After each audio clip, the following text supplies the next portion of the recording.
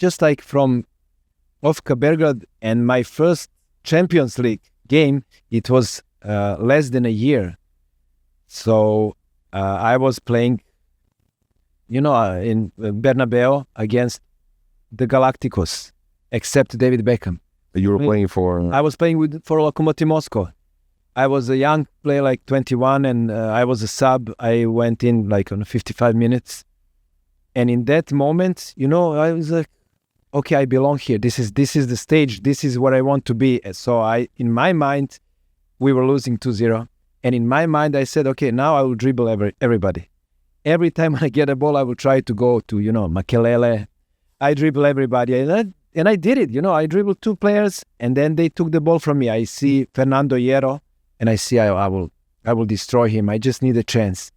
But, I need to pass 3-4 players. And in that moment, like 35 minutes, I lost so many balls, not at once, but it was not like a team effort. But I wanted to prove that I belong in, maybe Real Madrid. And then after that, like the coach was very, very angry at me at the end.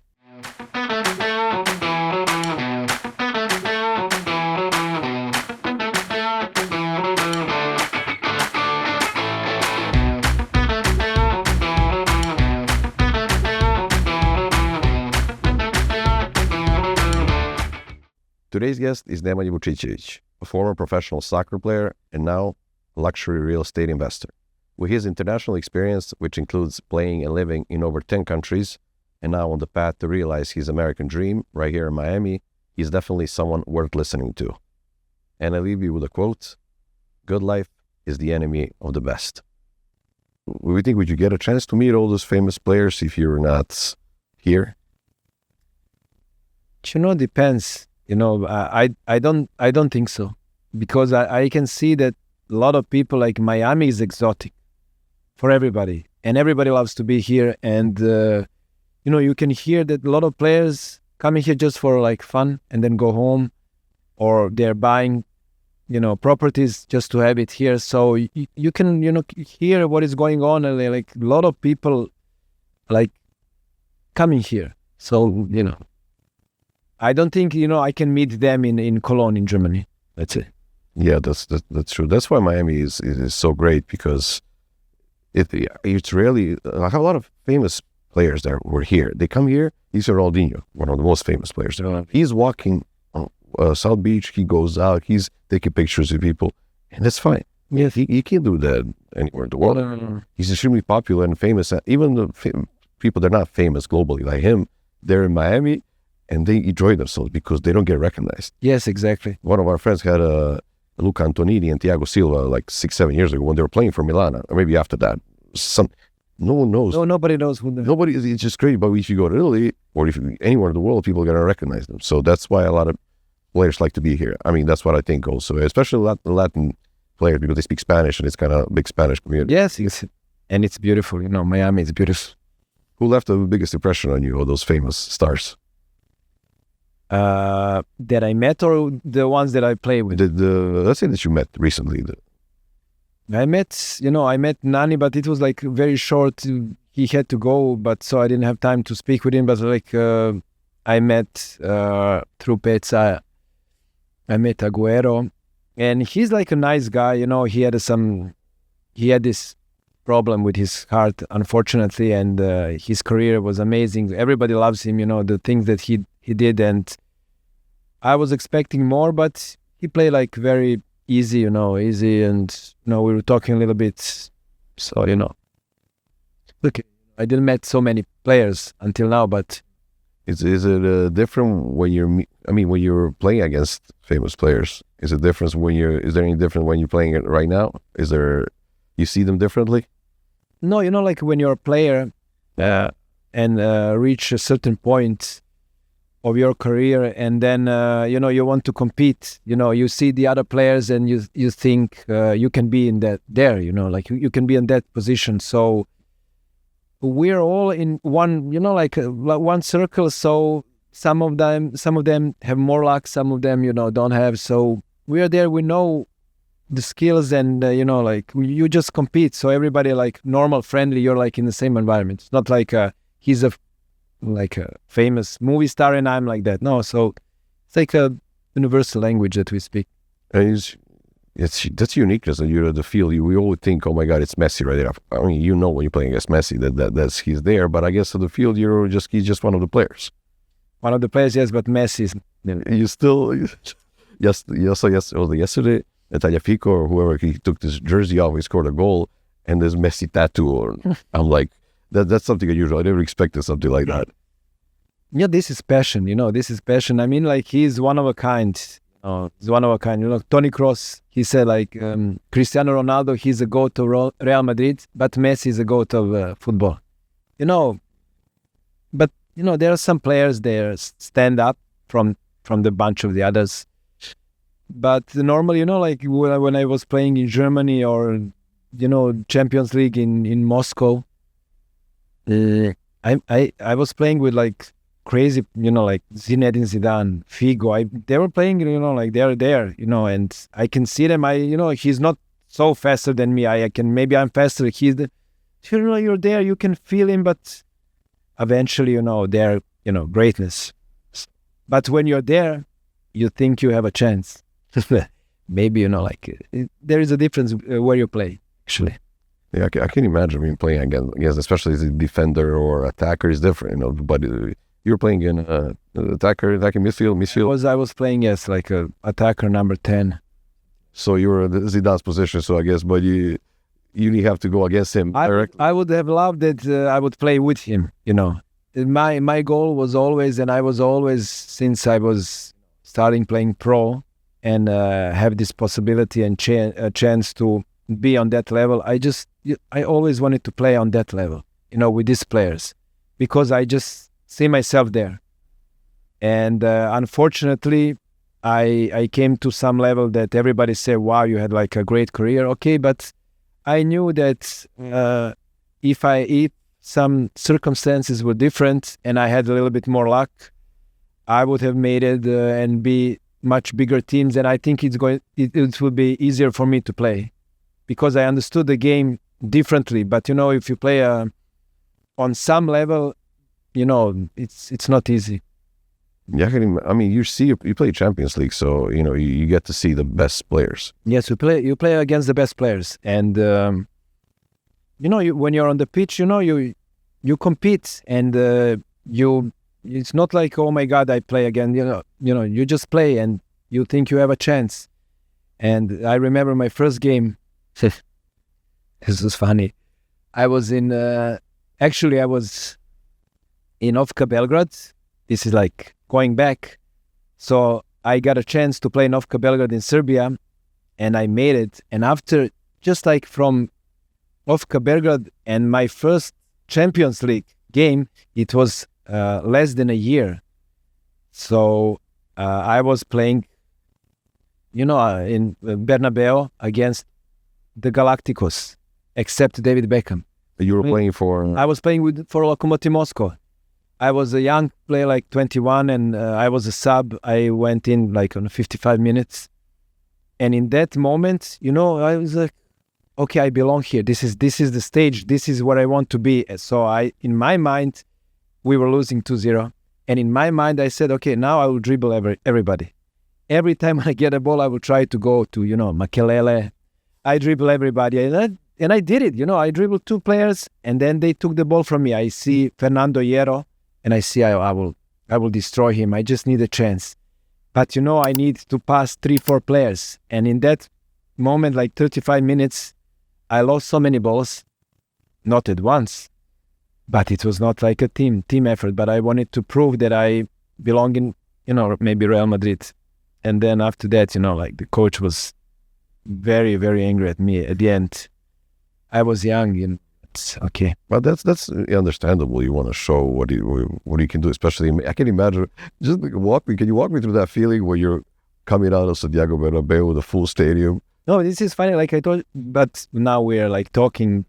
But really, like year ago, I was playing the 3rd league, and then from the 3rd league in Serbia, I luckily went to Novka Belgrade, and then after 1 year, I was in Santiago Bernabeu. So like it was like a year from the 3rd league, and I'm playing Santiago Bernabeu with all of these players. I'm changing my shirt with Luis Figo.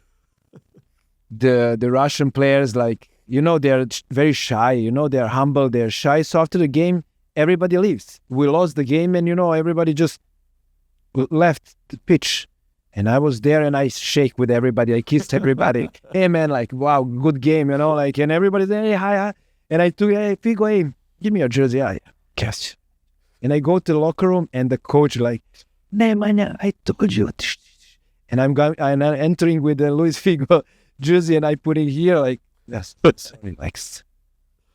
I can imagine. Yeah. But I mean, you're a young guy. You see all those famous. You see people on TV only, and the most famous players at that time. But you think, no, but okay, you're young, but you want to be there.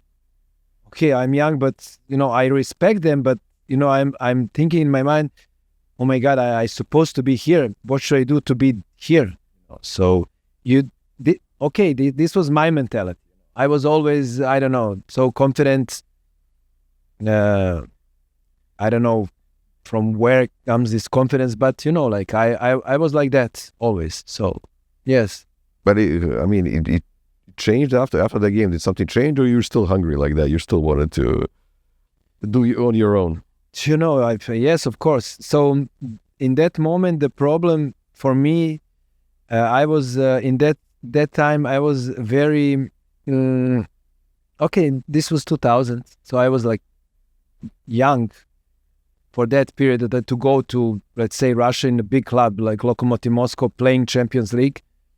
And for my career, maybe this was not a good decision, but I didn't make the choice, so much. Like they just, the representative of the club, Zvezdan Terzic, they just told me like, hey, Lokomotiv Moscow wants you, you're going to play Champions League, and then I was like, oh my God, I'm going.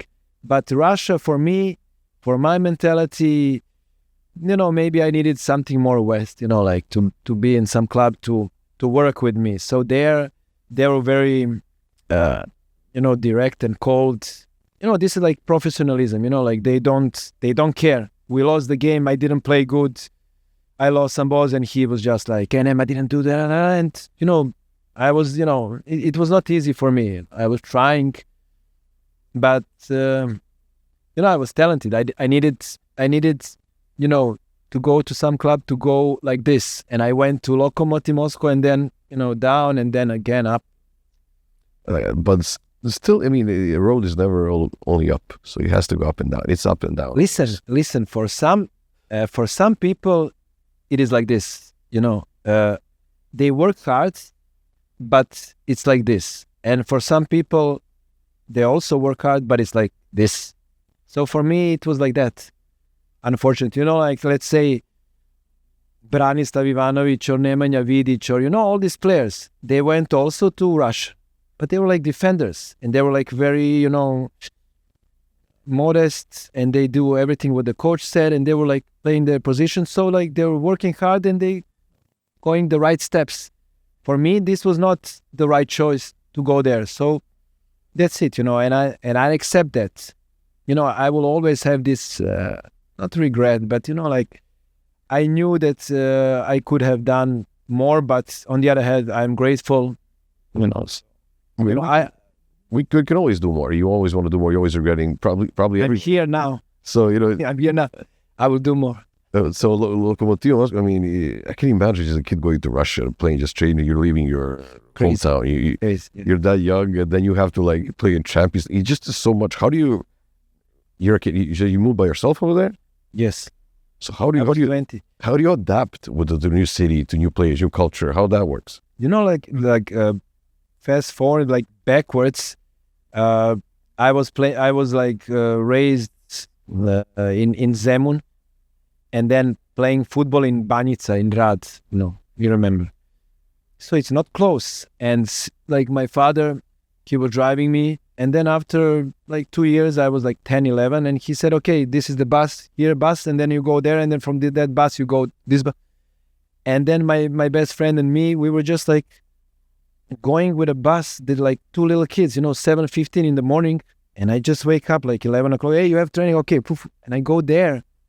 it's a big step for the kids, but I started to be independent. I go back through the city. In my age, that time, nobody from Zemun know the city of Belgrade. I was like there, looking what is going on. It was interesting for me. So for me, I already knew Belgrade then, like with the age of 11, 12. So for me, growing like that, and my parents have this confidence, just like, okay, fight, like, okay, they were there, of course, always, but I think when you're in sports, you just adapt, and then you have this ability to do things that you're on your own. Like when you're young and you go to the seaside, like you go for 2 months, how do you say? Vacation. After the vacation, after school. And then this period of time of 2 months, when you start, practicing, it's like 2 months, then 1 month, then 3 weeks. And this was like for me, like I have to not going anymore with my friends, practice more. And then I just, a lot of things I had to give up, during that time. So since I was 10, it became more serious and more serious. And my parents just believed that I can do that. And this was my passion. And just they said, okay, Nemanja, you cannot go, 2 months to your vacation. You have preparations. And everybody say, okay, like all their friends, they're there. But you have to go to practice. And you don't know, are you going to succeed or not? See, this is what people are forgetting, that we practicing like almost like 8, 9, 10 years until the age of, let's say, 17, 18. And it everything comes to that period when the player is coming to the first team, and you have only 1 year that will decide in which way you're going to go. Are you going to go, maybe you will have a chance to go to the first team, or you're going to some second league, or you're going to, it's only 1 year to decide your destiny. That's a professional contract, 18. So 18s, they're preparing you from the youth. Are you going to the first team, or maybe they will take you but transfer you to a lower club to see? So this is all the process of 1-2 years, and then your dreams are going, like I'm fighting for something, or you're like there to the third league, to second league, and and then.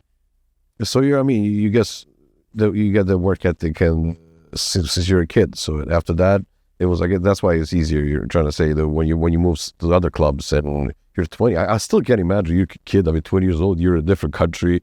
It's not only just playing. You played good. I don't think that's a problem. A lot of players are good players, but you have to adapt the surroundings, the coach, the people, the team players. And then going to Russia, which is also difficult. But for us, maybe not as much. Someone from Brazil, I assume, yes. But it still is difficult, especially that age. Yes, you're right. I think this is an individual thing. It's very individual. Like there are players that they need support and they bring their families. Okay, I was a little bit different. I was so anxious to succeed because I was, I'm talking about myself. I don't like that so much, but I was really talented. I was talented, and I just exploded when I was 18, and I didn't have any support. My family, we didn't have any contact. How to, I was playing after. It's crazy. I was playing after the youth. I was playing in the 5th division in Serbia. So I started like professional. My first professional contract was the 5th, the 5th division. The 5th division in like Zona in Serbia. Then, so I can play now there, easy. Now with 14 plus, I can play there now. And I was with the 18. That's somebody in this era, they would pay for me like 10 million. This player. I was there, and nobody could. We cannot reach the people to bring me. Where I belong. I remember my father or my uncle. They were like trying to convince people and say he's very good, and then people would say, yeah, but why he's on the 5th league?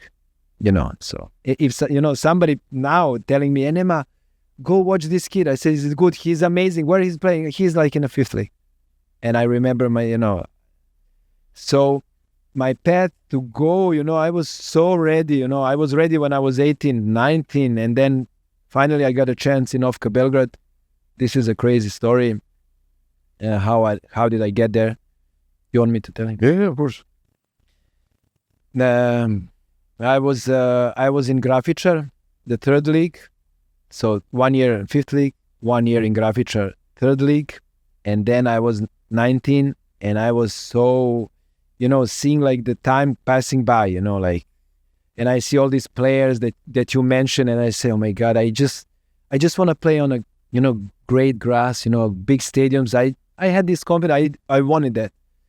So, and we started, me and my friends and everybody, all the family, like started to find any connection because I didn't have any manager, nobody, And finally, I find a friend from my friend's sister, and she knew Zvezdan Terzic. And I said, can you please organize a meeting with him?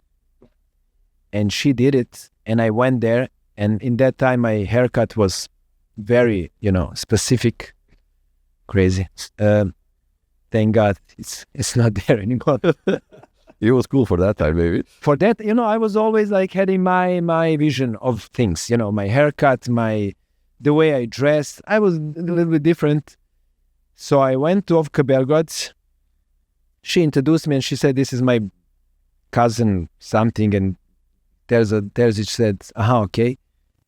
And then he looked at me very strangely because, Ofka Belgrade was like very a profane club and club with a great history and everything. Maybe in that time, like the 3rd, 4th, the club in the country after Partizan and Vojvodina and Red Star. So he asked me, okay, tell me your story. I said, listen, I am the best player you can ever see, just give me a chance. This is how I started. And she looked at me like, what are you talking about? I said, I played in 3rd league. I scored like 15 goals. Just give me a chance. And he said, listen, kid, we have like 50 players. Like we have 20 older players. You experienced players. This guy. And I said, I'm better than them. And then he, he had this feeling. So he said, okay, this guy is like crazy. Like he has crazy confidence, So he said, okay, Nema, I'm sorry, I have 50 players. Thank you for the meeting. I don't know where to put you. We don't have a seat in the locker room. So I said, okay, you will regret it anyways. And I left, I'm walking out the door and he said, he started smiling and he said, listen, with your hair, how many goals you scored, And I said, thank you for my haircut. I said, listen, I think with my head, but I play with my feet. And he said, yeah, this kid is really, okay, come on Monday. And I said, okay, thank you for the invitation. Thank you so much. So I'm coming on Monday, and really it was like 50 players. And the new coach, Zvonko Varga, and we started the practice, and it was like a mess. We go to some field, and we go with different cars and everything. And the first practice, I remember, I couldn't hit the ball. I missed everybody. I couldn't give a pass. It was like a disaster.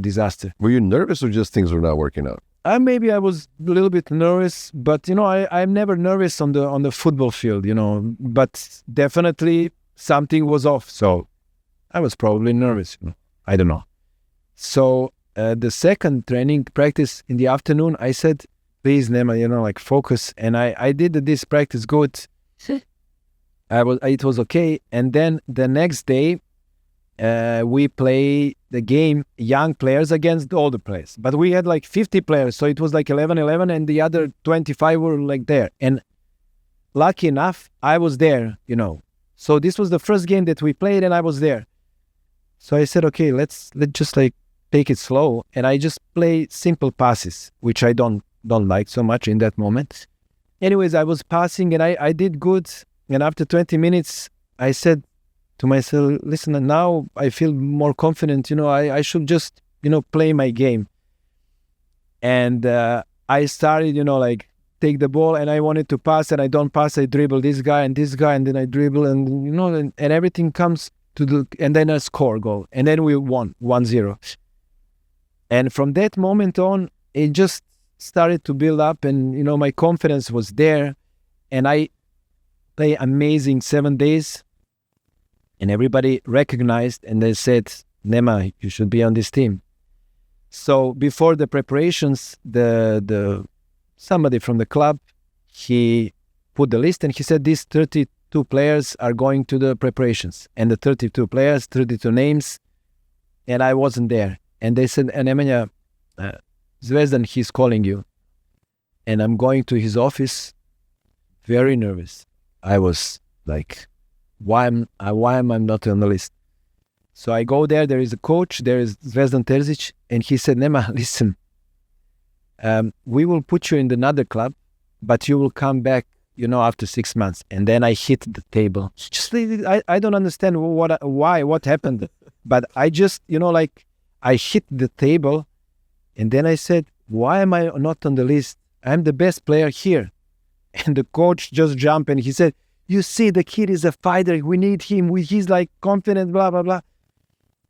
And then he started to laugh and he said, okay, you're like, give me the number of the club Grafičar. And I give him the number. And then he called them. And finally I went to the preparation like a 33rd player. And after that moment, year later, I'm playing in Santiago Bernabeu. From hitting the table, from being in the 5th division, it's just such a craze. From like, I don't think you can go higher than Santiago Bernabeu playing there. Even if you're not playing for Real Madrid, no. You're still one of the highest moments. No, yes, this was that bad. I remember my friends from OFK Belgrade called me after that game, and this is funny because nobody had any money. We were kids. We don't have any money. You win some game and you get some bonus, but you spend this in like few minutes. So they collect all of them, like 5 of them. They collect some money. They bought some coins and they call me from some payphones. I said, Nema, and I can hear. I said, what? And they're like, hey, how was yesterday? How was Santiago Bernabeu? And I can hear like 10 voices. Like everybody are screaming, hey, we will look at you. You're crazy. Why you dribble him? And I said, yes, it was great. Hey, but listen, I was out in Madrid. You know how is the city. I was there, and they were like, what is he talking about? Tell me about Vigo. It was fun, it was fun time. So after, those moments, and then how long you stayed in Lokomotiv? 2.5 years. 2.5 years. Oh, so you worked out for you. Did you like it at one point, or you always was like, so? Listen, I always say from the life and my experience, a life standpoint, I think I went through all the world with Lokomotiv Moscow. We went to the best luxurious hotels. We went to Lake Como, we went to Italy, and then we go to Lake Como, and everybody had a room like 100 square feet, I was in a room like for the presidents, and then we trained there. It was amazing where we went, and and for me this was very interesting. And like I said, the Russians, they're like, the Moscow is the greatest city in the world, which one of the beautiful cities in the world, Moscow. So I was always like, hey, let's go check it out. And they're like, no, we're like sitting in the room or like sitting in the hall. I said, yes, but we're like in Monte Carlo. Let's go have a coffee or juice there. And I said, we're in Marbella. Let's go there. Let's go there. So they were like very passive and conservative. They were there. We played in Champions League 3 years in a row. And we played the major clubs like Roma, Milan, Barcelona, Madrid. So I was always like going out on my own. Not like going out. I was just like exploring. I liked to see where I am, So I tried to learn Russian, and I was, like very good in it. I learned Russian, like I was speaking Russian in that time, like I speak Serbian. So this was for me very important because, when you're playing, you don't have time so much for education. So I was always trying to use everything that I can and, identify and learn more about the culture and try to repay them by, okay, I'm here. I don't want to, like most of the foreign players coming there, like, okay, Brazilians, they didn't want to give that effort. And I really tried, and I learned the language. Did that change your position in the club and how everyone treated you and you? It was a miss. How do you say this? You didn't miss. Yeah, miss from the beginning. They liked me, but unfortunately, I didn't use my chance. I always, like we talked about before, I don't like to blame others. I always look what I could do better, and this is what I learned in Germany. I was trying, always to do more and more, and I always, point to some players and I say, why he's playing, you see what I have done, what I should do. And then one coach said, Christoph Daum, one of the greatest coaches in Germany, he just said, Nema, think what you can do differently and think what you can do to improve the situation. Don't think about the others. And from that point on, I was, I think, 27. I never, ever look back or, compare myself to anybody or think about it. So it's like free me, like it just free me in life. I don't look at any other, like anything anymore, just concentrate on myself. Oh, can you compare yourself? Okay, actually not compare. Can you see yourself how you evolved playing and living in different countries? You change as a person every time you go somewhere. Yes. That kid that I was 20, I would like slap him. I'm totally different person, and I grow so much and I learn so much. And, but you need guidance, when you're a young player, and you need guidance. It's not like, okay, you have confidence, you can see what you can take from the player, but you need somebody to guide you. Like Veljko Paunović, he won the World Cup with our youth team, and I was at Peca. Peca was talking in your interview that Aca Rogic was his mentor and everything. I met Aca Rogic in I finished my B license and UEFA A license for coaching 2016-17, and I met so many great people there, and I learned a lot. And what I wanted to say, I met a guy, his name is Vladimir. I forget his name. Vladimir something. He was the psychologist for that team, for the Veljko Paunović squad. He was there. He was a psychologist. So he was so fascinating to me because everything that he says has a meaning. Like you ask him, and listen, if I do this, why you think that? And he will explain to you, and like a lot of things. So I was actually going to the practices just to talk with him. They talk about football, and I'm like, okay, it's boring, and I just wait to Vlada to come here, and then I go with him to have a coffee, and then I speak with him like 2 hours. Anyways, that's really important. I mean, the psychology and the approach, especially also in life, but we're talking, let's say, in football, it's so important how to get the most of the player. So you remember that we won against Brazil the last game, yeah, and the player Nemanja scored the goal. Maximovic, he scored a goal. Do you remember? Yeah, I think so. I think he was him. Yeah, Nemanja Vucicevic scored a goal, but he was a player that played every game. And then for the last game, Veljko Paunović said he will not play. And then for the player, this is like a suicide. You cannot accept that. Then in that moment, you don't know what to do. You don't want to talk with a coach. Your energy is down. And then Vlada, he was there, and then he said, I took Nemanja Maximovic, and I said, listen, do you want to be remembered as a guy playing against Brazil 60 or 65 minute tough game, maybe it's 0-0, and then going out of the game, or you want to be remembered as a guy coming in on the 60 or 75th minute in the game and maybe change the game or scoring? And he said, yeah, of course I want to come from the bench. And he said, okay, be ready, because you will play. just not from the beginning. And he scored a goal, but this is a great lesson, like also in life, as a team, to find the best way and to accept things, in the right way, somebody to explain to you. Yeah, that's something. But how many people are willing? How many mentors do we have, even in Serbia or here? People don't have mentors. They don't want to find one. They think they know everything. It's difficult to have someone to tell you actually, and for you to accept the lesson and hear, accept advice. Yes, you're right. If you like the person, if you trust, then you can build up the good relationship, and you can start from there. But Manchester City has like 25 people working, staff, coaches, mentors, everything. Like, how do you think these people are getting these results? They have this, so this is very important. I think they are doing it now, like in most of the clubs.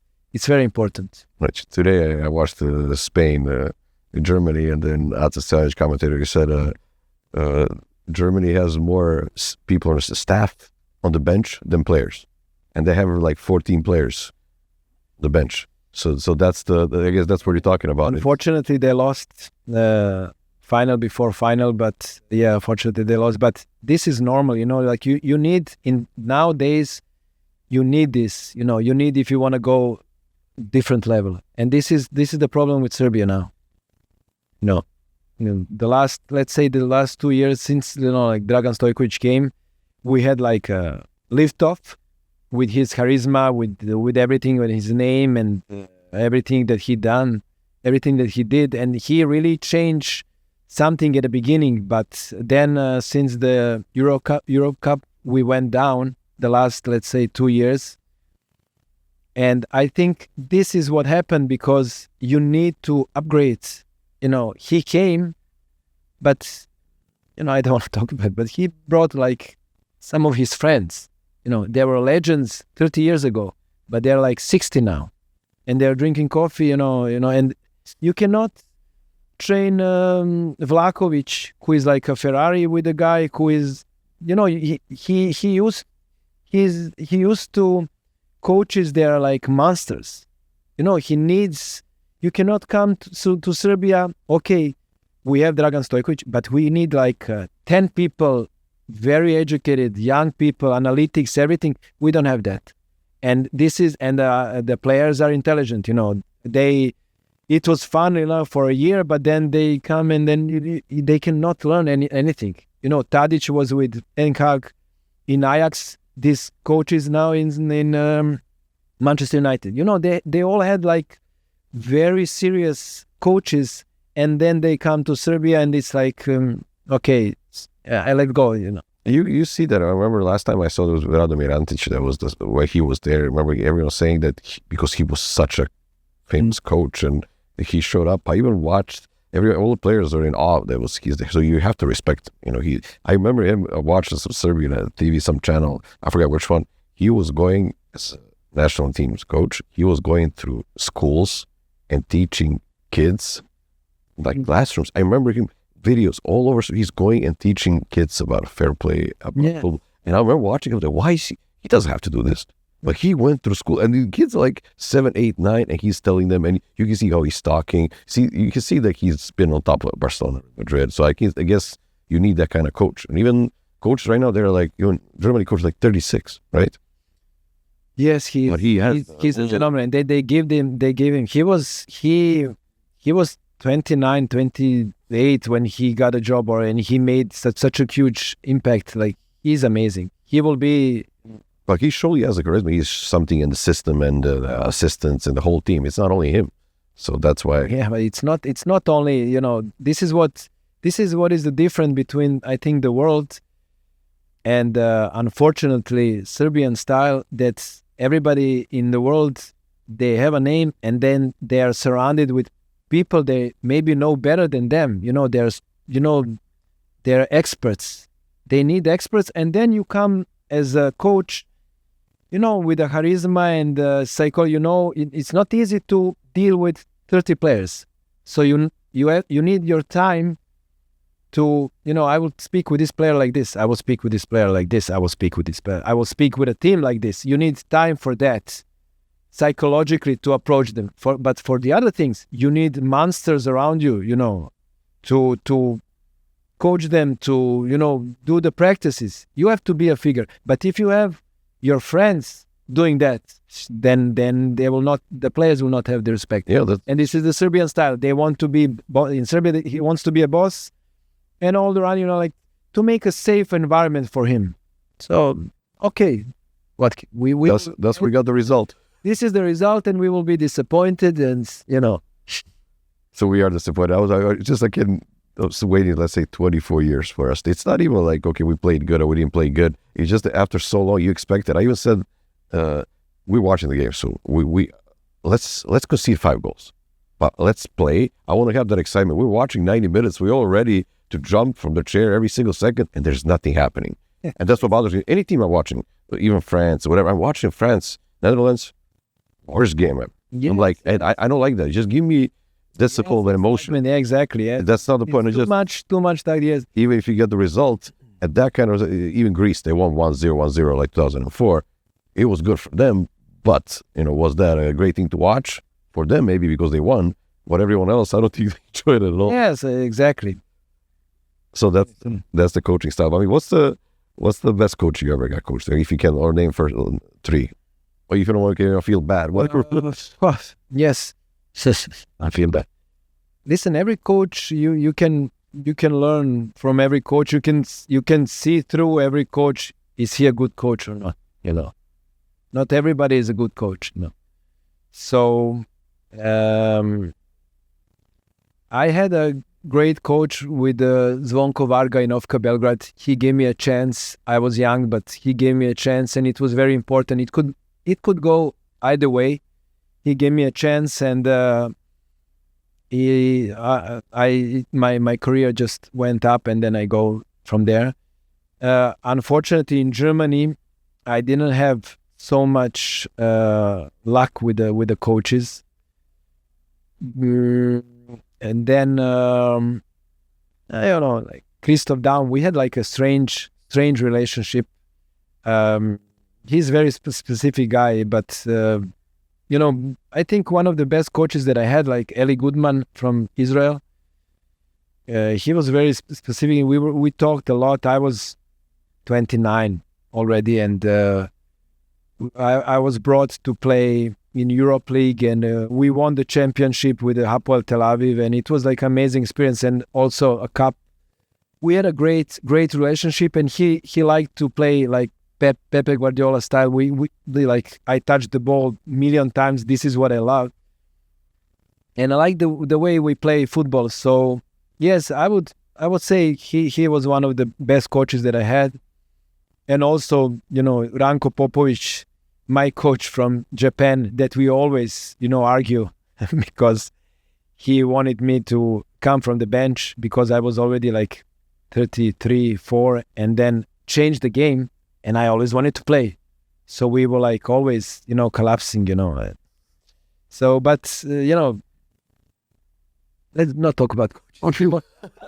So how was when you're playing in different leagues, how long it takes you to adapt? I know people say it's difficult to adapt when you go from, let's say, Serie A to Premier League. Let's say just on top of the level, but we're going from how long it takes you to adapt to a different style of football. Listen, you don't have time. It's like, they take you, they buy you like merchandise. Expect results immediately. Yeah, okay. How are you feeling? They are there for you for like a week. For you just to get your papers, maybe get your apartment, car. They help you finish your basic needs. And then after that, in the meantime, you're practicing. But after that, everything is so professional because you have your salary, they're paying for you. So they expect, and especially for the foreigners, if you're a foreigner and you go to Russia, you go to Germany, they told me, like, Nemanja, you have to be at least 40% better than our player. Then you will not play. So I had to be like, at least, on that level, at least, for me to play constantly. So it's always pushing you forward. There is no time to relax, especially in Germany. It doesn't matter what I did, like always like, yeah, Nema, but, and I'm like, okay, I'm not saying anything. I'm just like practice until I drop. And I was, always very disciplined, So I learned a lot of things, and I was very disciplined always, and working hard, with my talent. So how to deal with some things don't work out in life, in club, whatever. You're trying to do something, you imagine your life's gonna look like that, you imagine you're gonna succeed, you're gonna score goals, and then you don't, and then you drop. How do you get back to the right track? You have to. That's the crucial work. Yeah, you have to. No questions. It's like, there's nobody to, tap you on a back. They say, oh, they don't care. It's like you're one of the 35 players, and we all, like, we are friends, but I have to like the guy who is playing my position, and basically I want to kill him. Like I don't want you there. So, you have to manage. My friends laugh. I wasn't sick like 15 years. You don't get sick. Like you don't have flu. I don't have time for flu. If you're vitamins, and I cannot lose one practice, maybe one, but you don't have time. So yes, the media is very cruel. Media is building you up and putting you up, and then just to put you down. So yes, you have to deal with it, and this is the name of the game. So you have to be there, and the strongest are surviving. It's you're there, you just keep going. So it's not easy, but it's interesting. The challenge is always challenge. Everything is challenge. In life, everything is challenge. In sports, but it's the question: do you want it or not? Like if you're there. So I'm there, and what? I'm going to sit and look. He's playing, and I'm just like, I'm angry that I'm not playing. Then I'm fighting in the train. I want to get back to the track. So you always pursue. This is how I was, and this is who I am. Like I'm fighting always. And when you're deciding to move to all these countries, we said 8 or 9. You played 9 countries, right, including Serbia. So when you get an offer, you're like, what I'm going to do in Israel, for example. Do you think like that, or you decide, okay, you look at the plan? What do you look at? Yes, this is also strategy. In one point, I was chasing my dreams and chasing to go to the biggest clubs. And then I had so many obstacles. Then it was, at the end, not easy for me to succeed in that way. So, yes, you get an offer. You get sometimes a better financial offer, or sometimes the clubs say, listen, we don't want you anymore, or there are a lot of things in mind, and it's not easy. You have to be very sharp, thinking what you're going to do. So yeah, but Israel was after the Germany. This is also funny story. After Germany, which is very strict and very disciplined, and I liked it because it brought the best in me. I found what is my balance. Also from this creativity to, the way to play football for the results. Not fooling around, just like playing like that. So after all of that, now I'm going to Israel, where it's like sunny skies, sun, and one of my best friends, Ivica Iliev, he already signed for one of the biggest clubs, Maccabi Tel Aviv. And then he's calling me and he said, Nema, Hapoel is wanting it's like Red Star Partizan. So like Hapoel Tel Aviv, they want you, come here. I said, yes, they already told me, but how is there? Like, how is it like they're saying it's bomb? No, it's like I'm on the beach. Are you crazy? Let's go have a coffee on the beach. He's showing me palm trees. So I'm talking with my agent, and I said, really, it's like that? He said, yes, it's great. And I said, I'm coming. I'm going to kick your ass in that club. We're going to be first. We're going to be champions. And he said, no, you will see. So I go there, I sign the contract, and then after 3 weeks, we play a Europe League, and we play against Celtic. So it's like a big thing. I already score a goal, and everybody like, oh my God, this player. And I'm like, I'm living on the beach in the hotel. I'm waiting for my apartment to be ready. So we have a game, and normally in Germany or everywhere where we go to the hotel, to quarantine, which I hate. I hate that. Because, before the game, I like to be home. I will not go. I just want a normal environment. But no, you have to go to a hotel in the morning. So I sit in my room. So I never like that. So in Hapoel, we have a game 8:45, and let's say it's on Thursday. So on Wednesday, we have a training, and I suppose that they will say we'll go to the hotel. And they say, okay, see you tomorrow at 5 in the stadium. And I said, hey, coach, really, what 5? You mean today 5? No, he said, no, go, what? You go, you are in the hotel. I said, yes. Okay, so come tomorrow at the stadium. I said, no quarantine, no nothing. He said, no, it's okay. And I didn't know how to behave. So I wake up in the morning.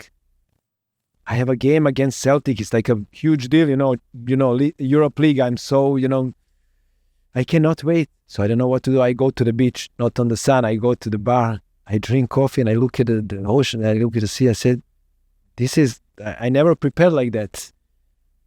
And I had a great game. So that works too. I had a great game. Not everyone works the same. It was totally different. So yes. That's how many years in Germany? After almost 5. 5 years in Germany. How many clubs you switched? It was 2. Munich 8060 and Cologne. I love Germany. I had great time. I had so many friends. I learned the language, and yes, I was speaking German, and it was fun. I have a great memories, even though it was tough. It was really tough, but I have great memories, and I know what Germany gave me, and it's a great feeling. Just imagine and then after Israel, but players used to play shorter. They stopped at 32, 33, 34 players 15, 20 years ago. Right now that's expanded. You have Pepe playing, 41, still playing in the Euros. Yeah. You have Ronaldo playing, and people extended that. So you were were you getting tired? Okay, I'm going to play a little bit more. You had a plan, or what was the... For me, it was I played in Japan, in Tokyo, 2 years, and after that, I didn't have the proposal that I wanted, and I was considering. I was 34, but I really could play another, let's say, at least 3-4 years, and I didn't want to play some level, so I went back to Belgrade, and I practiced for a year, I said okay, I would just practice, and, we will see what happens. And I was really wanted to play, but, I didn't want to accept some proposals. And then after a year, I almost gave up, from there. They would look at me, and I was running in Ofka Belgrade almost every day, and they say they come to Ofka Belgrade, I think they play a second division then. I said, hey, come help us a little bit. I said, no, I don't want to play. Leave me alone. I want to play some club, but yes, but because I play with them in the practice, and I still was, could play easy. And then I get a proposal from Indonesia. Some coach from Germany remembered me, and he said, Nema, hey, Nema, what are you doing? I said, nothing, coach. I'm in Serbia, are you free? You want to come to Indonesia? I said, what is the proposal? What is the team? He said, please, yeah. And then I went there. I played 6 months, and they had some problems with the league. Anyway, it doesn't matter. And then it just stopped. And then I said, okay, I'm 35. I could play another 5 years, definitely. But, this is a sign that I have to, stop. And this is the moment that I, what they say when I was finishing the, B license and A license for the coaching, you have to kill the player in yourself if you want to become a coach. So this is the most difficult thing for a player. So some players can do, some players cannot. So I decided, I said, okay, I had a great career. I'm 35. I have to explore other options, So this is where I went to see my brother in United States. First time. After seeing the whole world, but I didn't have time to go to America. And I always wanted to go because, we grow up looking the movies and everything. And I always wanted to come to America. And he was in Chicago and I said, I'm coming. And they rejected me for a visa. They rejected you after so... Yes, like I went there to the embassy with everything that I had. This was before Indonesia. And I knew that I would sign with the Indonesian club. But at that moment, I didn't have the club.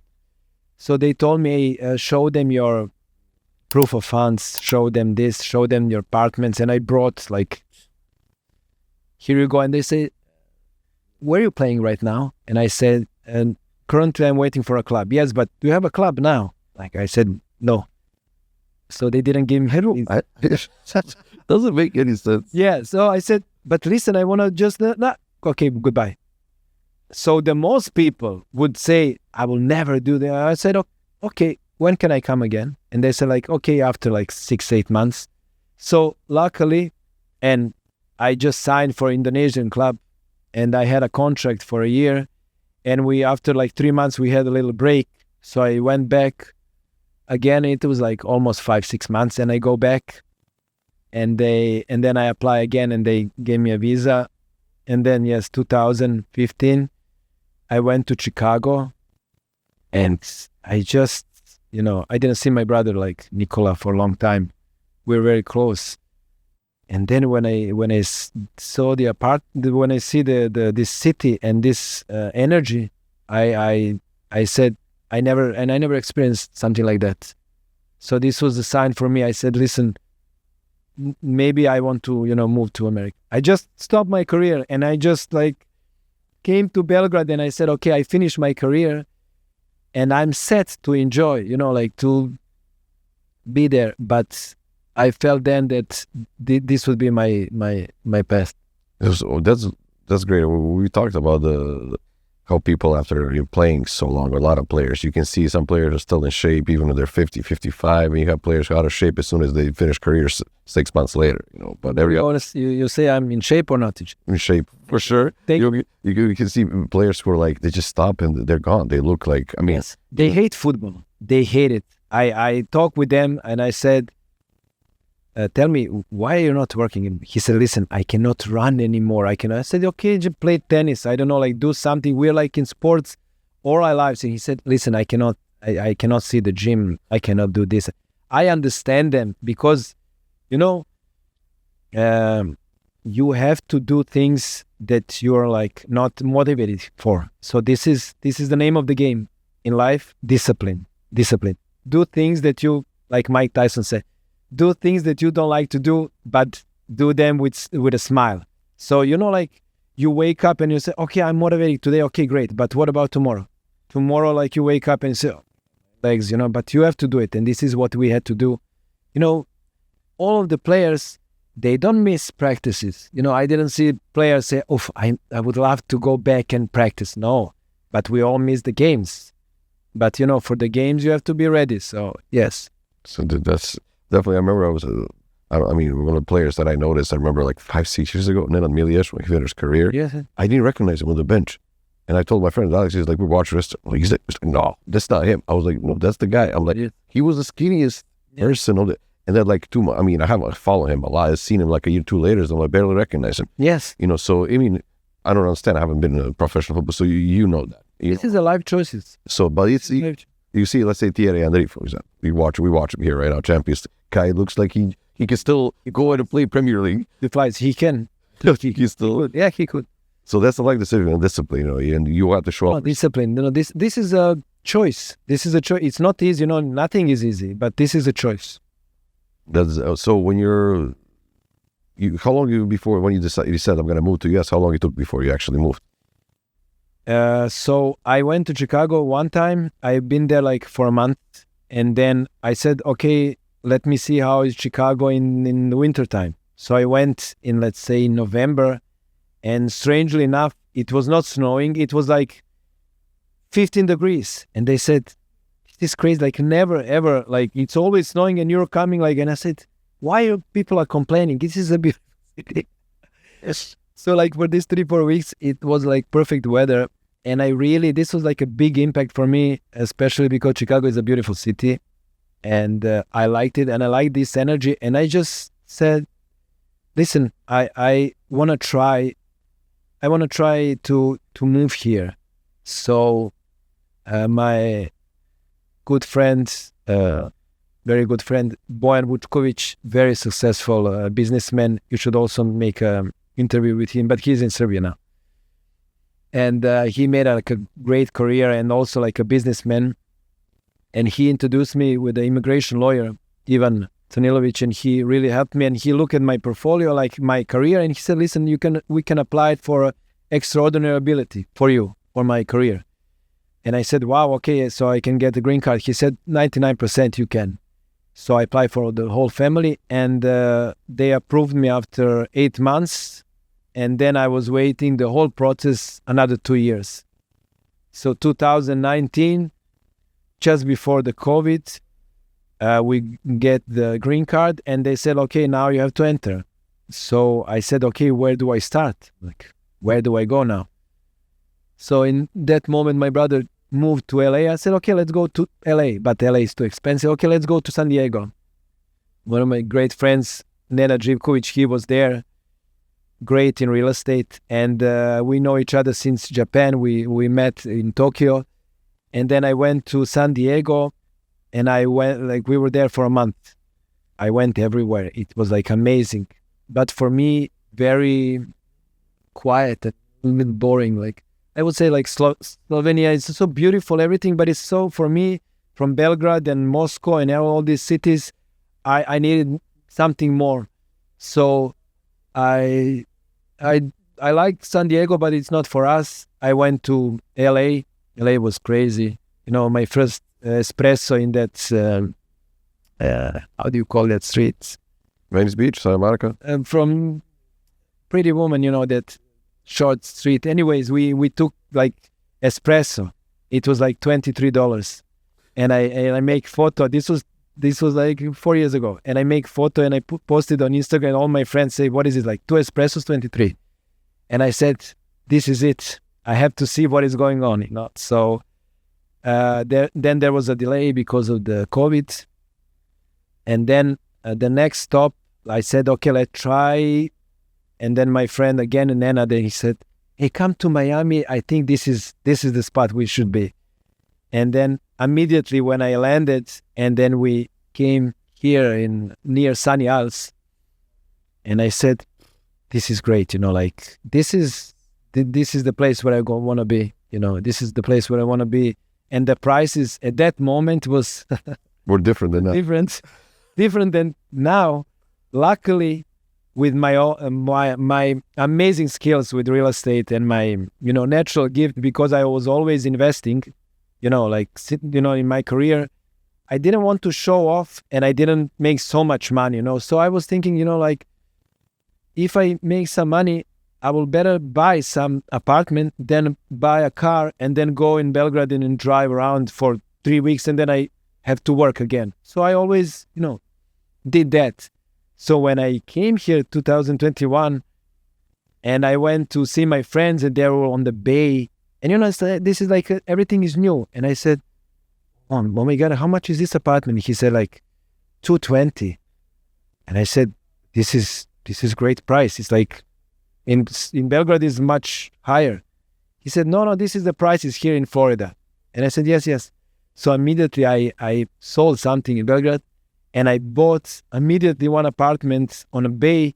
And after like a year, the prices went like double. So, okay, I'm happy what I've done. But yeah, I decided that we have to try and move to Miami. And then you decided you're going to start your real estate career here, or what was the train of thought after, like, I guess you finish your career, you have to do something. Yes. You're that kind of person. So it was like, okay, you were looking at the options, and then so you figured that out. Yes. I finished my coaching license 2016-17, and then I realized I went to all the process, and I went to school and everything. It was like 6 months, and then I knew that I will not be a coach. After you did all the license. But when I finished everything, but I needed to do that because playing football. Okay, this is one part of my life, and the other part now. And funny, we had like 20 years of a generation meeting from the school, and when I was in school, I was only interested in just playing football, and all my friends and girlfriends, they just finished the school for me. I never learned anything. It's not that I'm stupid. I didn't have this interest. So now after my career, I'm going to school more than everybody. Like I'm going I'm finishing the real estate, and everything. I'm going to school nonstop. But they said, yeah, because you didn't learn in high school. Anyways, I met so many, like we talked about, so many people there.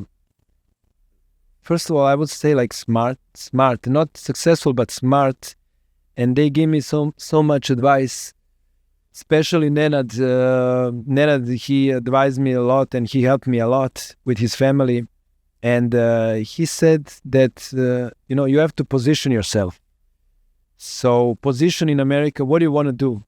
So, when you come here, there is a difference, when you come here as a student and fight your way up, or come like me, I don't know, like with everything, like I have papers, I have this and everything's set.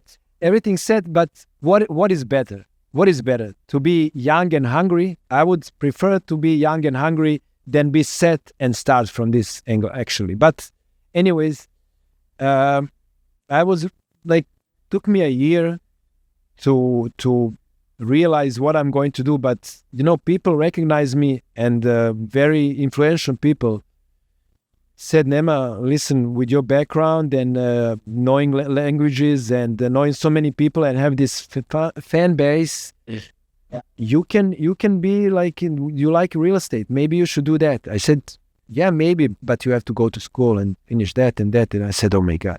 But okay, then I said, okay, I will do it. So this was the crucial moment, and I just go through some steps quicker. And when I finished that, Nebo, we talked about, and he recognized that I can do that, and I just went to luxury department. I went through some steps quicker than the rest, and I'm happy that the choices that I made, and I met so many people, and things are developing great, and I'm happy for everything that I done. I mean, it's not easy, but I just transfer the way that I was, professional and honest, and I just give the best of myself, and transfer to the real estate. How do you, when you meeting people all over the world, I mean, living in all these countries, and then you're here, and then when you met American culture and everything, what was the first impression you still get every day?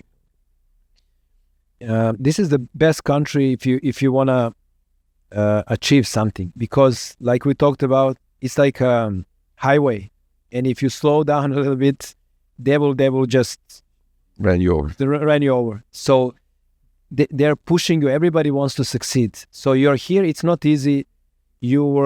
America is not for everybody. Or you're going to make it, or you will be here. But it's not easy. So you have to like it, and people will know immediately after a year. You have to be here a year, 2, and then you will know, is this for you or not? So talking with the people, I like them, but they don't have this.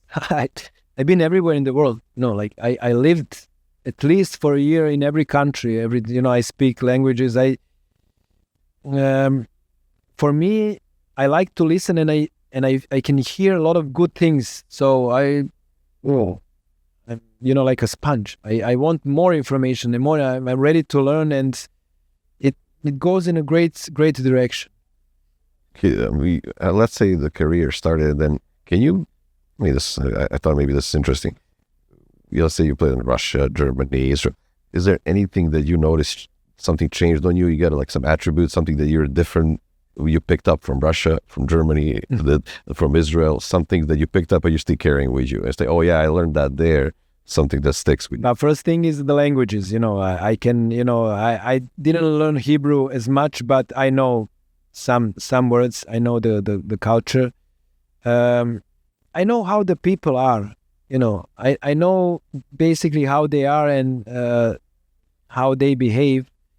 So yes, so I always have a topic with them. Maybe because of that it's easy, because if I meet somebody from Israel, I can say I lived in Ramat Aviv, and I went there, and I went to Dead Sea, and I went to Jerusalem, and I went everywhere. So if somebody from Germany, I went everywhere in Germany, so like, in Russian, we can find easily a lot of topics.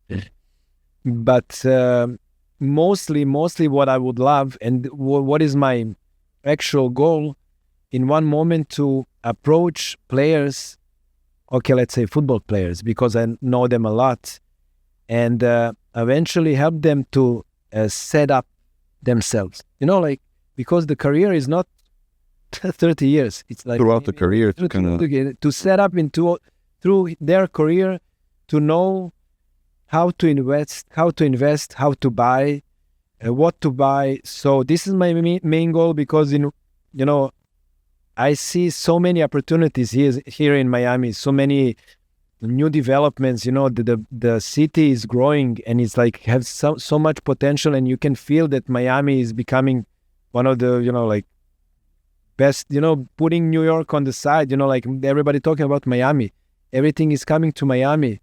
So it's so this is what I'm trying to do, and hopefully I will eventually I will be there. So when you see players, there's a lot of players actually Serbia, our part of the world, moving to MLS. What do you think? What's the general thought about MLS?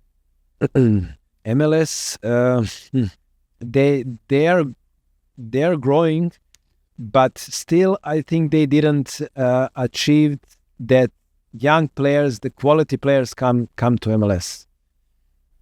So this is their main concern. You see the population, and there are so many fans on the stands.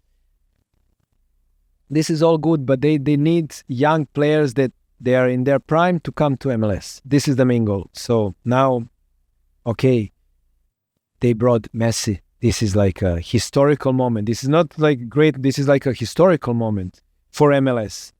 And he had such a huge impact. And, like the tickets are from $35 to $800, and everything went crazy. So, and you can see what are they trying to do. And I think it will become a thing like, okay, now is Messi here, but maybe when Messi retires, then they will bring Neymar.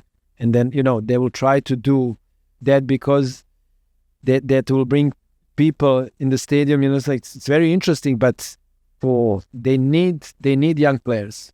And this is the main goal. I don't know how they're going to do that. Yeah, they will. But even USA failed right now as a national team. They didn't do that great, which was surprising. They have a good team. Players, they start players in Europe right now. They have, and Greg Velharter was my friend in Munich 8060. He's a national team coach. He helped me also when I came here. We were together in Munich. Yes, unfortunately they had a hard group. It was not easy, but this is also in America. It's all about business. So it's not, they have a lot of academies, but academies, they're like more business, or, not only football. You need more professional MLS teams, or like professional, like we did, like from youth, to have a real club to prepare these players. But here it's very, like Peca was saying, you cannot say to him directly. It's very soft. So from this nation, you need to have like 25 players. They're like really good, but you have to build up. It takes a year. And it's like, this is like the way that they teach them. It's a little bit soft. I noticed. just a little bit, not off topic, but I watched yesterday Argentina play. What's up with the pitches? They look so bad. I mean, you played on those pitches, so you know the difference better than me. I mean, you watch Euro, which is, grass is amazing. I mean, just watching on TV, and you watch Copa America, it looks so bad. And does that affect the quality of football, or? It's a different grass in Europe, and in here, it's different grass. But it's even how somehow I imagine if they can maintain, it doesn't look, and I even read some article, I'm not sure that's true or not, the pitches are small because they can't fit because of the American football. They didn't get a chance to adjust it. They're like, not super small, maybe like a couple of meters shorter, and that affects like crowd this a lot. Yeah, maybe, yes. Everything has a meaning, you know, like it's better to be a little bit wider, but if it's a little bit smaller, then you can feel then it's crowded. There's a lot of yellow cards. I watched Argentina, Chile, or whatever, even U.S., Panama. There's just people fighting yellow cards, red cards. They're all kind of congested, and it's a. They're very aggressive. You know, like they're very aggressive. So it's totally different. I watched yesterday this game, Argentina against, I forget, Ecuador. Psst, this quality, they're like running 150%. I said this team would like eat us. You know, like they're like so aggressive. But you have Ecuador, who's not even the quality of the team. They don't. I mean, I don't know. And they are dangerous. They missed the penalty. They scored the last minute. They didn't have the extra quality for the penalties. Yeah. But they managed against Argentina, who was a World Cup champion, to actually get them shaking. I had Argentinians watching. They're all nervous. They thought they're gonna go out because they believe that. They believe, and they're like strong. They're strong and fast. It's not easy to play. And if they understand a little bit of football, it's not easy to play against this kind of player. No, but I remember watching the first game. It was Argentina, Chile, and I didn't like it. It looked boring. I don't know why I can't answer, because it was Argentina was playing, Chile was not existent, and then he admitted Chile had 300% just chances. They didn't score a goal. It was just you watch Euro, which is also boring in a way for all the tactics, and I'm like, what happened? And then World Cup somehow I think it's always better. Because somehow it's goals. Mexico playing against Germany. No one knows what to expect. Yes. It's I guess here they know each other. Unknown. Yeah. Here they know each other. In Europe, all the players know each other. They play together. Here, I guess when you mix some different nations, Australia coming to play. You know, you have a couple of players in Europe. Yes. But it's a surprise. Japan, Korea, mixed. We're playing with, I guess, Uruguay. Yeah, that's always more interesting. Right now, when you see it's not. I mean, it's still a good game. Yesterday was a good game, but it was not. It was not what you expect. Alex, I'm sorry for that. I'm sorry that you're not entertained. I was like, I was really watching, especially. I mean, but change the channel. Put something else. That's what people say. Oh, you didn't play. That you don't like this game, so put something. There is a Wimbledon on, so there is no Djokovic is playing. Yeah, we have high expectations. I guess you have, yes. After I got disappointed with Serbia, and right now I'm just like you're angry a little bit. So yeah. How do you deal with where you're playing and you have all the, let's say someone watched the game or the fans and they come at you like I did right now. It's different. It's different because I was a professional player and I'm not a fan, you know, like, and you're a fan, yeah. And it's like, so your reactions are because I already see the action and I see, okay, there is no chance they're going to do that. But you're like, oh my God, they're going to score. And it's a like different approach. I went with my friends here, amazing guys. I met them here. We play football together. And we went to watch some Serbian games. And we went to some bars, Tipsy Bar, or I don't know. And they're like 4 or 5 of us. And we watched Serbia against Denmark. And, the way they reacted, the way they like every action, like, and I just like, I sit there. I mean, I have this passion, everything, but I watch it like more calmly. They're like every action. It was crazy. So the other side of the half, we're jumping. It's gonna be a goal. It's like there is a difference. Yes. So I mean, but how do you do? Let's say you have a bad game and you have some fans come at you after the game or they talk. How do you deal with it? It's not easy to see you somewhere in the city or do you have those situations? Yes, but it's more cultural. Then what is What is the worst? We can include us too. No, I don't want to include us. I don't want to include us because this is not normal. Really, it's not normal.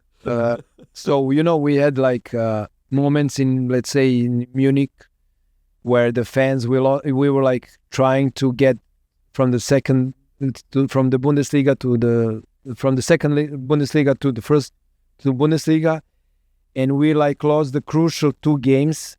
And after that we came to the stadium, to the base. They said, "Hey Nema, listen, like you and a couple of other, because we're like the main players, the fans are waiting for you, like 25 of them." And I said, "What do you mean?" "Okay, they're waiting, they want to talk with you." And I can see, like, I turn around, nobody's like going. I said, "Are we going?" And I said, "Yeah, we are going." I said, "Okay, we have to go." So I get out of the bus. I remember, like Serbian style, I thought now they're going to kill the story. So I go out and I say, "Hey guys, go, hey Nema." I said, "Yes." I look around like, "Where are my friends?" But they're like on the fence. They're like big. I said, "Hey Nema." I said, "Yes." "Hey, listen, you have to try more. You have to, do this. You have to, we want to go to Bundesliga." I said, "Of course, yes, we're going to do it."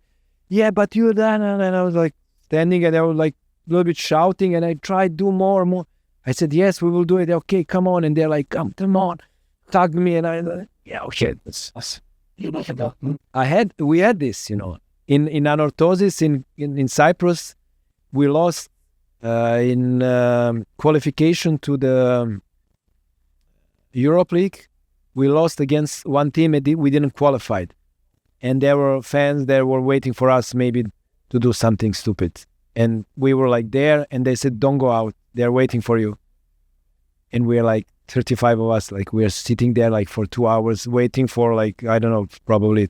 So this is maybe a few times that happens, something like that. But I mean, they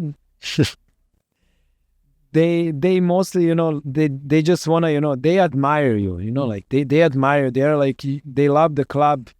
And this is some special relationship. So you as a representative of that club and somebody who is giving everything, they expect from you everything, but you're also human. So you do your best, but everybody makes mistakes. You want to win every game, but you lose. So you go there and you talk with them, so it's okay. No, they just don't In want. Serbia, they will kick you. That's fact. They want, they want. I mean, No, but crazy. it's gonna be the different, especially because you're from there. So Yeah. that's more expectations. I would speak German. But you said you stopped playing, but as far as I've seen you haven't stopped playing. You play beach soccer, beach football. How do you call it for a national team, right? I call it, beach soccer. Yes, beach soccer. How was that experience? Just switching from playing grass to playing on the sand. It's just, how different is that? Totally. It's like, like telling to a tennis player to play pickleball, they call me from the national team, from the Saveza.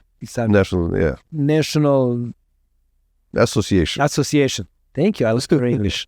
So they called me from the National Association and they said, "Nema, listen, we want to integrate beach soccer into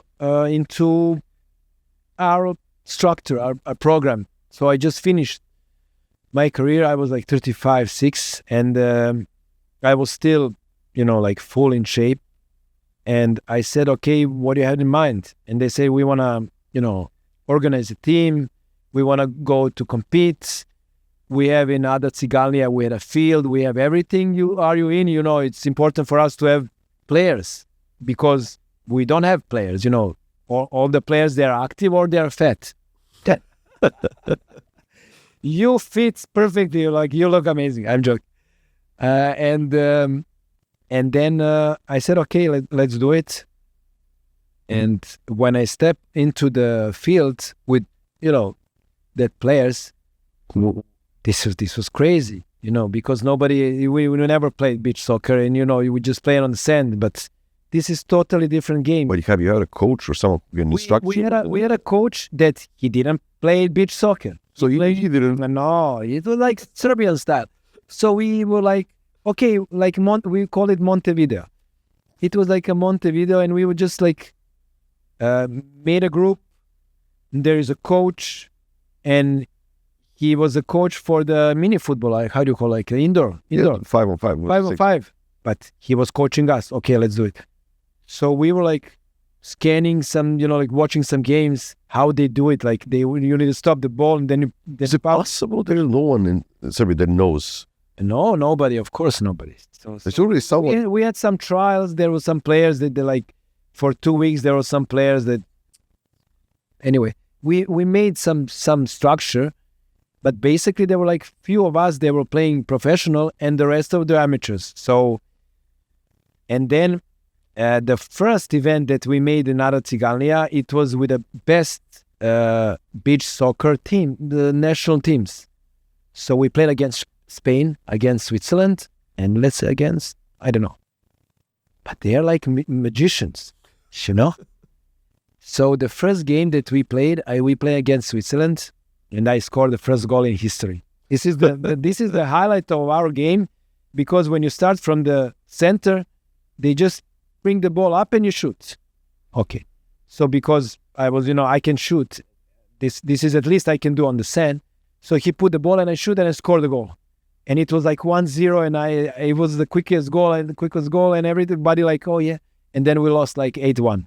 So we didn't do anything because we couldn't, they just play in the air, and we tried to play football. And you cannot play football. I cannot transfer myself, until I stop on the ball, until I do this. So eventually we said, listen, we cannot compete in this A category. We can compete in the category C or D with some players. So we played this few years, but I realized it was not the way that I was imagining it, the way, the structure and everything. So I said, listen, I want to back up. So, and then after that, everything was. But it's a new experience. You wanted to take on something else, which is interesting. You always try to do something. Yes. First I said no, and then my friends advised me, and they said, listen, your dream was always to play for the national team. I was always so close. I played for the youth, young national team, but I was there. Radomir Antić was there. I was in the, like not the A, but the B, like the wider list. And I was playing then in FC Cologne, and I was so close, and I didn't get a call. And this was one of my dreams, to play for the national team, of course. So I said, okay, I didn't play in football, I will play in beach soccer. So I was, holding it, representing my country. And okay, I'm the best scorer of the beach soccer in our history. And until they regroup again, and then some other kids, and I hope they will do it, and some kids will really play for Serbia. But my record is there.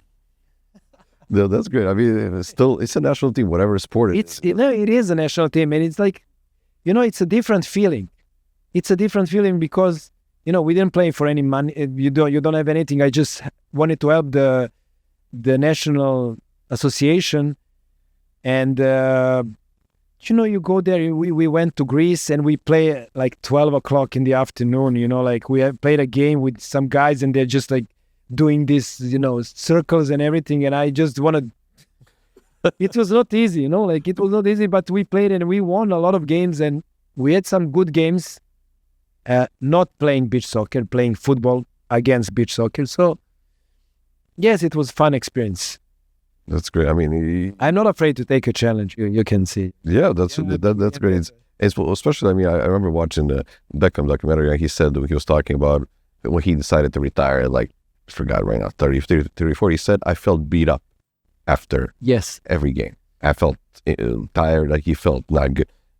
Do you feel that, or that's just from person to person, or how do you take care of your body, or what do you think about that? Yeah, David Beckham said, I feel beat up, and then the next day he bought Inter Miami. No, he bought it, and then he started a new job. He's fascinating, he's this guy. Yeah, he's a machine. But okay, he has a big crew and everything, but I like this person. I admire people going forward and to move boundaries. You can learn from these people a lot. So yes. How do I felt? I didn't finish my career the way that I wanted. I didn't play, and I said, listen, I cannot play anymore. So I was actually without the right club that I wanted or the right offer. So I was like more hanging there and out. And I just like said, okay, listen, okay, I will, I will stop. I will not chase anymore. I will chase something else. So I was not beat up.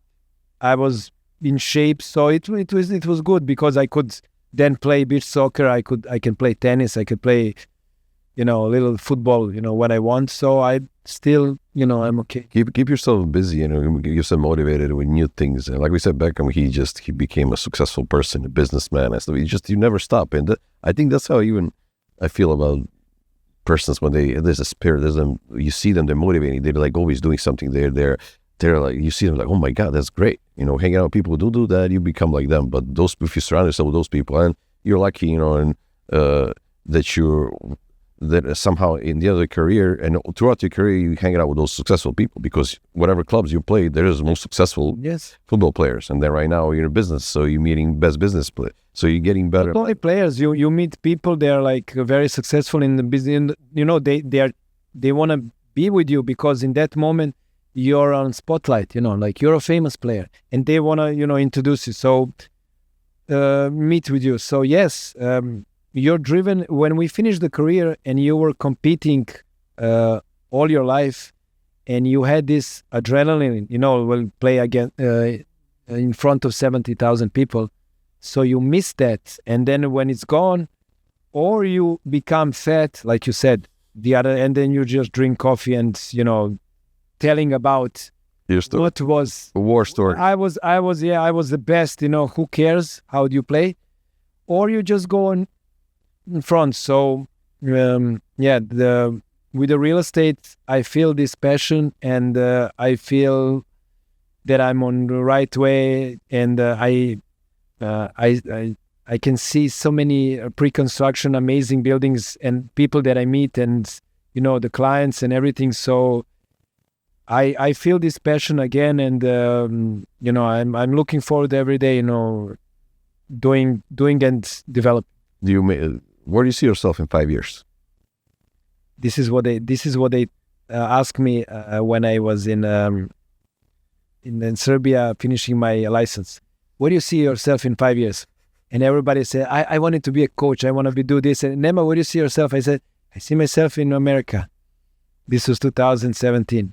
And in 5 years, I see myself as someone who made more steps front than this moment now. Like I don't want to, I'm chasing opportunities.